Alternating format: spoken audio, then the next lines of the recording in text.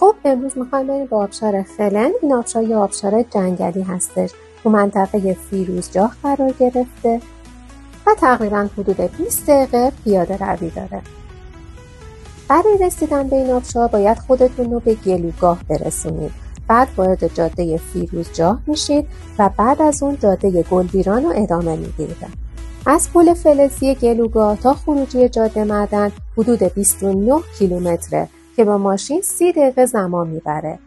جاده معدن زغالسنگ بعد از روستای فیروزجاه قرار گرفته. تابلو هم داره.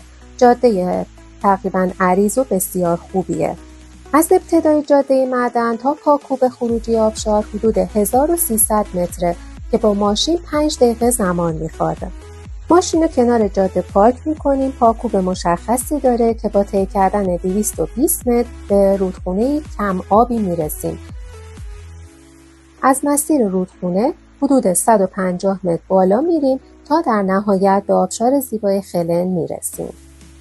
مسیر دسترسی به آبشار خلن تقریبا مسیر خیلی خوبیه. توی مسیر روشیم به سمت پایین هستش و توی مسیر برگشت سربالاییه، ولی وقتی که بارندگی باشه معمولا این مسیر یکم چالشی میشه.